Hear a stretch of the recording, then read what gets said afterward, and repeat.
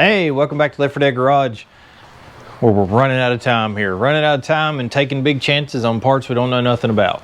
So, there's been several things I've not videoed simply because I am probably 2.5 to 3 weeks behind on where I should be, where I'm at right now, if that makes sense. So, and I've still not even edited a video. Like, it's just not been going smooth. Pretty much everything here is the same as it was in the end of the last video.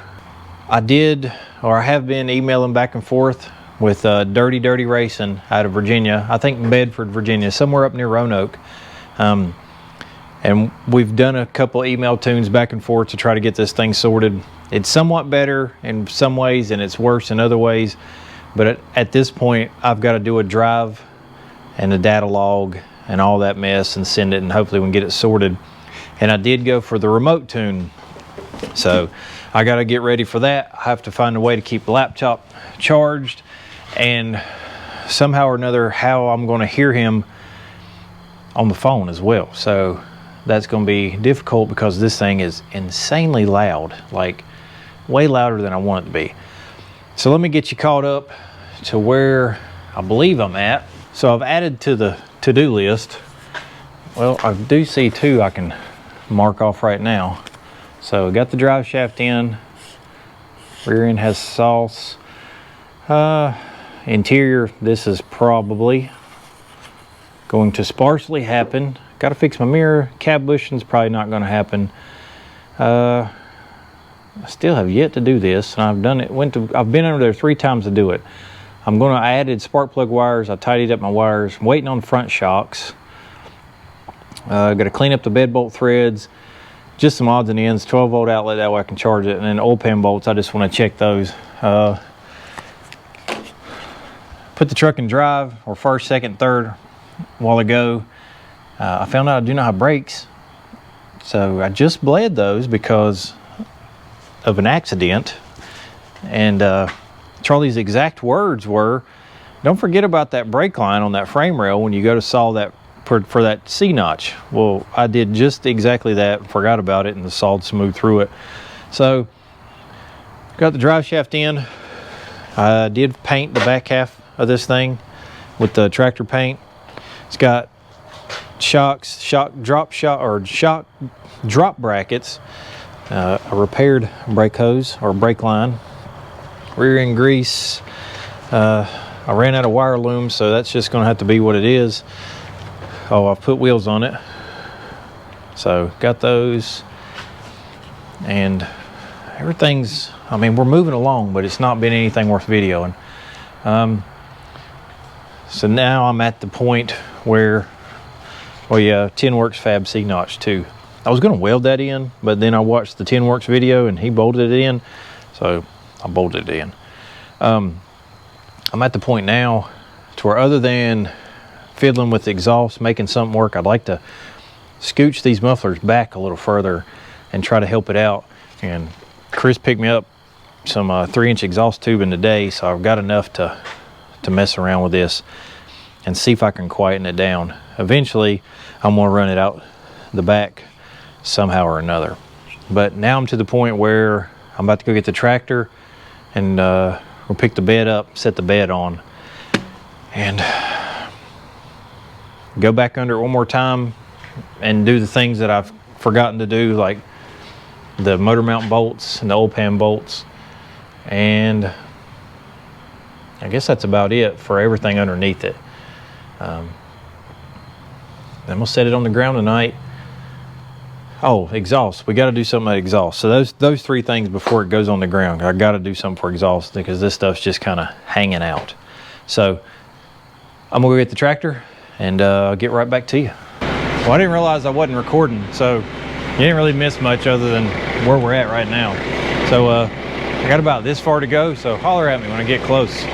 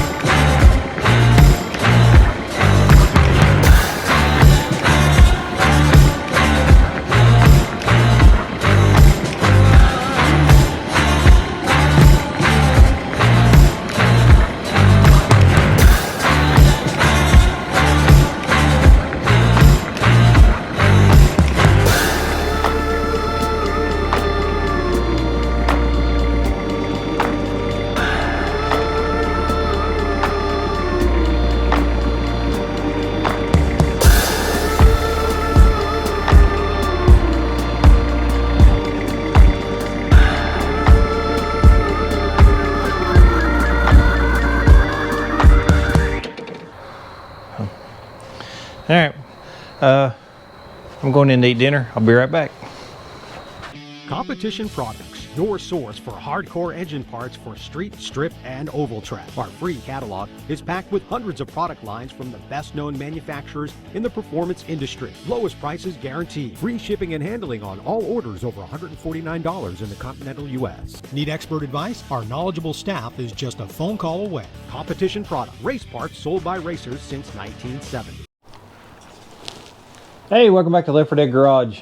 Well, apparently North Carolina has turned to winter because this sucks already. So C10 Revival starts tomorrow and we look like this. So there's a no-go for that trip. Just entirely too many variables to try to get done this week. The shop was a wreck. I've got to get back on the pink truck. I've not touched it entirely too long, feeling super guilty about that. And I've been working on my own junk, obviously. But yeah, the tune's terrible. Not sure if the truck would stay cool. I have driven the truck and went down the highway. Still working with the tuner in Virginia on this thing.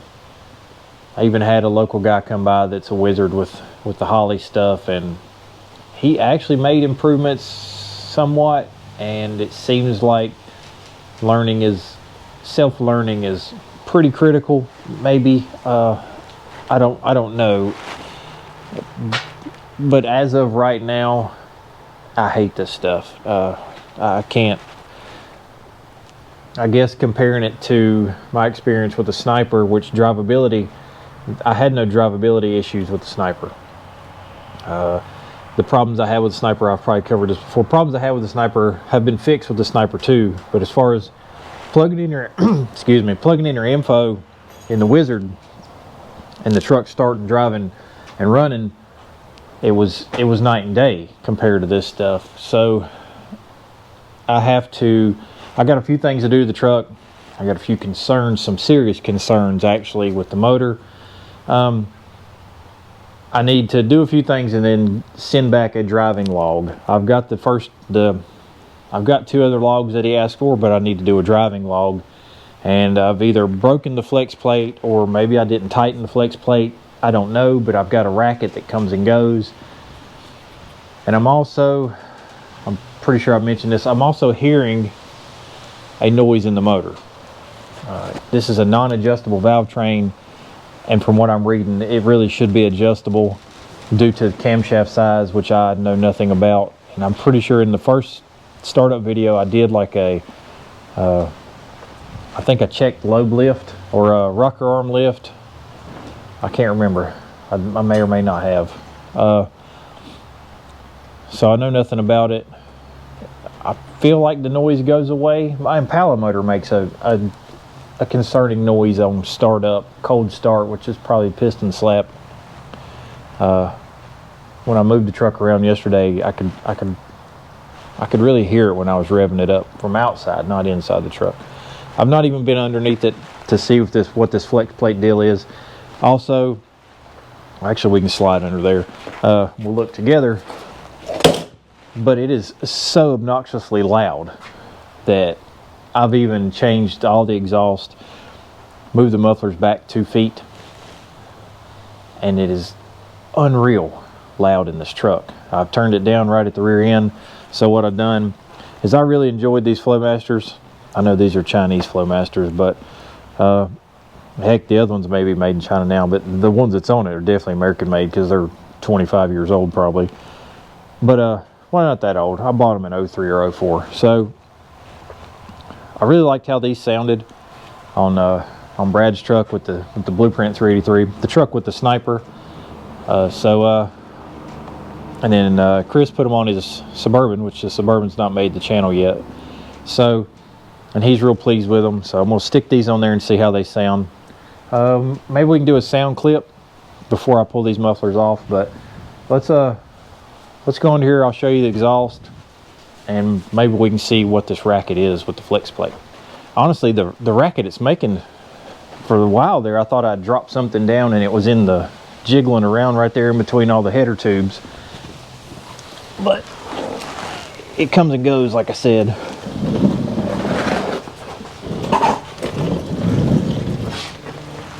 All right, so I hung all new exhaust minus the mufflers. They're all the way to the back. I cut those collectors off, which we talked about that, and then I just band clamped them to it because I wasn't sure if I was going to stay with what I had. Try to figure out, everything looks tight on this thing. So I'm going to have to figure out what that clicking, clanking noise is. Is it close to the starter? But it sure sounds like converter to me. On the good note, the transmission seems to shift pretty okay, so I think we're all right as far as the junkyard transmission.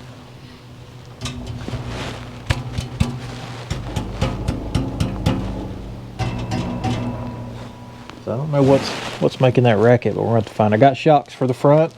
I had to pull the fender wells out. Those were indeed the wrong fender wells. So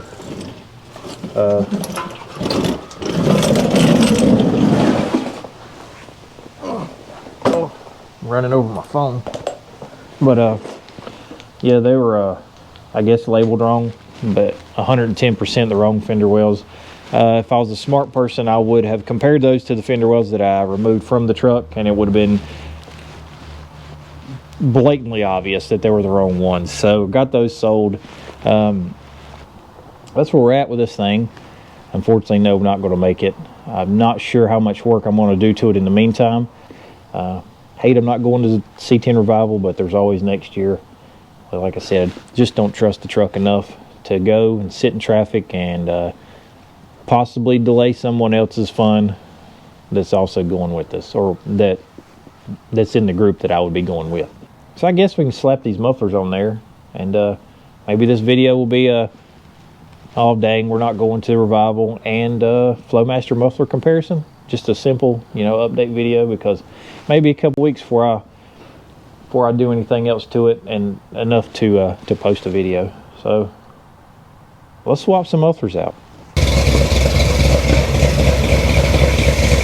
All right, so I got a dB meter here. A little over 80 decibels.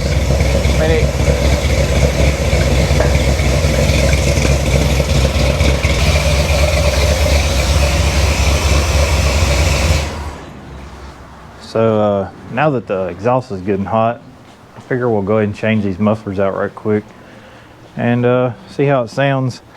I hear that noise again. Deep down, I don't want to believe it's a rod, but deep down I feel like I'm hearing rod noise. That's very unfortunate if that's the case. Thankfully, I'm not. I have labor, I have time involved in this motor, which can't get time back. You can pretty much always get money back somehow, some way. I'm hoping that's not what I'm hearing. If it is, I'll be pretty heartbroken, and then the fate of the truck is definitely going to be in question. So, but I guess until it gets worse, I'm gonna pull the valve covers and take a look too. But anyway, let's just swap these mufflers and see how they sound. All right, I got these swapped out. It's not identical. The muffler body itself is bigger. So, and then I can't remember who told me. Somebody said move the mufflers back. Might have been Chris, Blue C10 Chris. Move the mufflers back, add more extension on the turn downs that cut the drone down. So it's not apples to apples, but we'll see. And then I also realized that if I'm at the front of the truck, then the mic's with me, so it may not sound the same. So, but at least we did get some from back there, and we'll get a decibel reading too, just to see if it's any different. I have not started it yet. I actually don't have enough stuff to put this together properly. I need some more clamps. Where this is an old ground wire. So yeah, I moved them back 18 inches actually. So And then my clamps didn't really want to work out right, my hangers, which I guess I could have flipped them around, did something different, but I wanted to try to keep the mufflers pulled up as high as I could, you know, up in here.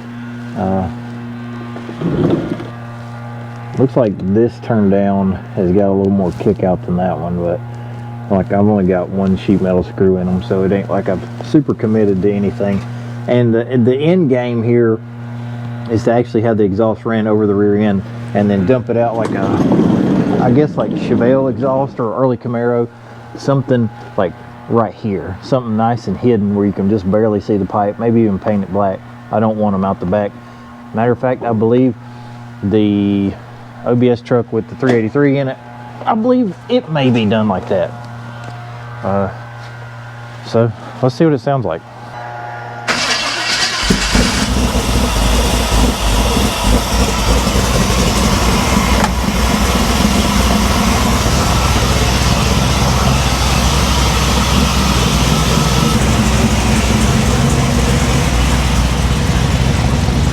That is so much better.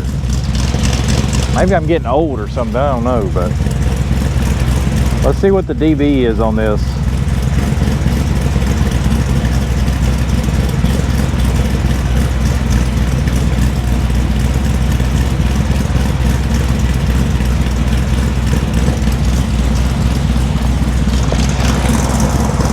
We're about 10 decibels lower.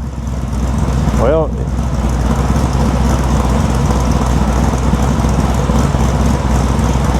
yep, it's about 10 decibels lower.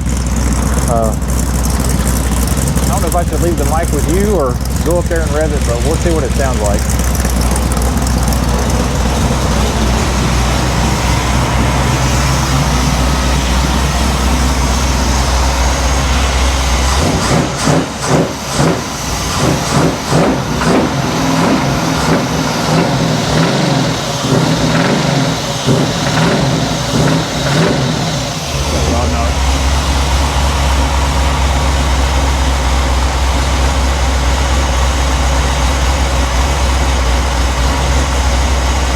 I don't know if you can hear that. I know the camera's back there, but with a quieter muffler, this motor has a rod knock.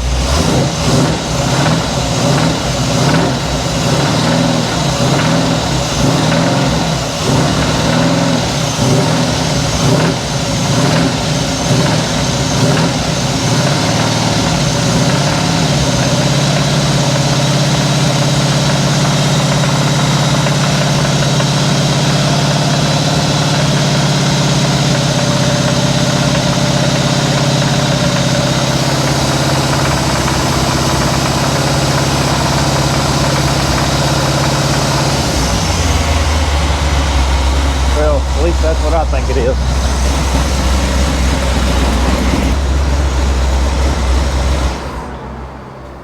Well, unfortunately, I believe we do have a bottom end noise. I've not pulled the valve covers. I just don't feel like that's top end related. It holds good oil pressure, but it rattles on the decel. It's like you kind of bring the RPM up and let it down, and it'll rattle on the way down. That's unfortunate. It appears that this thing is probably, I don't know what the fate of this thing is now. I don't really have time to mess with it. Too deep into another project to be building this motor or repairing it. Not going to drive it anymore because I don't want to hurt it, because it could probably be fixed pretty easily at the moment.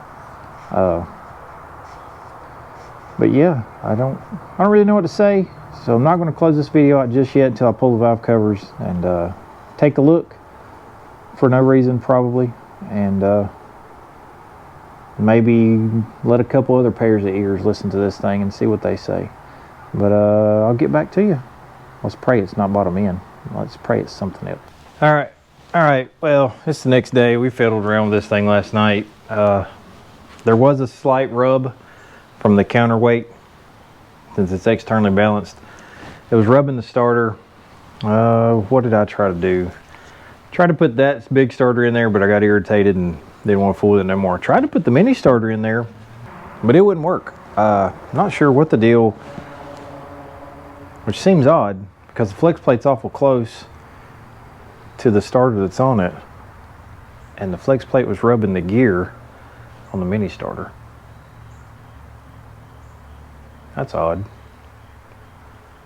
So really the only thing I'm going to left to do before I officially throw in the towel here is I'm going to pull the converter loose, slide it back, and I believe I'm going to pull the belts off, the accessory drive, and start it one last time just to, you know, confirm that it's not the converter or the trans or something like that, or I've got, you know, I've properly spaced the converter out from the flex plate so it's not, you know, too far out, but it's still in the pilot bearing or, you know, the snout of the converter.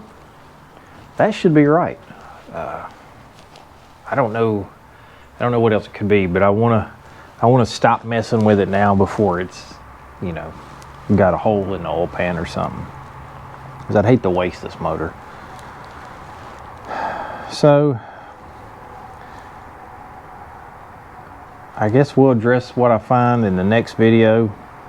And this video, I guess, is just failure. So I guess it'll be a while before we figure out if the Aces is worth the crap. I did some more reading today, and there's a lot of people saying that their ignition system is a problem. And it does seem like that's what I'm experiencing, because above 3,000, this thing just falls apart.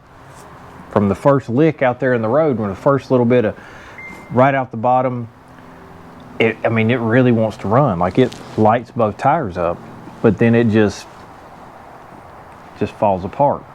So a lot of people were saying go back to the HEI, ditch their ignition, and their kill shot ran fine. So maybe we'll try that, but it'll be a while before that happens, I'm afraid. So I don't know when the next video on this truck will be. I'm going back to things that actually matter around here. So thanks for watching Left 4 Dead Garage, and we'll see you on the next failure, I guess. Boy, this is a disaster. Well, I was going to finish this video off, but I decided, since I had a few hands here, as you can see, there is no motor in the old orange truck. I would like to share with you what I found. Now, why this done this, I have no idea. Not a clue. Although it is way worse than I had figured it might be, and plans for this truck have completely went off the rails, like way back there somewhere. I've got 3 rod caps off. I was going to pull a main. Well, I had a main cap loose, so I put it back on. I guess I could pull a main cap too, but can promise you there were those. It's bad. Okay, so this is number 2. This is number 3, and number 5. So as you can see, it's not supposed to look like that. I've looked at most all of them. As you can see, this rod cap's loose here. The only thing that I can remotely come up with is the story on this. I'm not mad about this. It's just actually sad, to be honest with you, because at this point right here, it needs cranking rods. And then if you're going to do that, you might as well do pistons. Well, if you're going to do crank rods and pistons, why in the world would you just do a stock stroke and stock rods? It's not that much more to put good stuff in it and build a big motor. Well, not a big motor, a bigger motor. So the story on this was, I got it from a buddy, which I fully trust 110%. He got it from someone else, or somewhere along those lines. That guy supposedly went through it. I don't know that guy at all. I didn't even look into who he was or anything. I didn't ask any questions. Before or after I got this motor. I've had the pan off twice. If you can go back and watch the first start video, like this thing has been fully primed before the first start, and I primed it when I put it in the truck because it sat for about a year, and I just wanted to make sure. I did not want to wipe a cam out. That was my main concern. I was concerned about the cam. I was never concerned about the bottom end. So the only thing that jumps out to me is number 3 here. Now this thing didn't knock like rod knock it idle. I just heard death rattle. So number 3 here, I'm gonna try to do this one-handed. So I could probably put you on a tripod. I don't think I could do it. All right, so you see my finger there is holding that bearing in the cap. Do you see the gap? Let's move down here. You can see the gap between the bearing shell and the rod cap on the right side there. There's a good shot of it. Now this thing didn't knock enough for me to have worried about egging the rods whatsoever. So I feel like, and the crank's already 20/20, 20 on the rods, 20 on the mains, and there's no turning. 10 thousandths is not going to clean this up. See if I can get you in here. Like my fingernail grabs it there, and the mains actually look bad too. So, and then this one's actually, I don't know if you can hear that. There's a lawnmower running in the background, but if your fingernail can grab it, it's bad news. So the crank's already 20/20. Turning another 10 ain't gonna do nothing for it. So like I said, at this point, it's a block. Not the greatest cylinder heads, but obviously they work. Would I ever run this camshaft again because all this crap went through this motor? I don't know. I guess you could take the lifters apart and look at them or clean them. I don't even know what I'm gonna do with this thing right now, other than put these rod caps back on, put the pan back on, and there was, you can see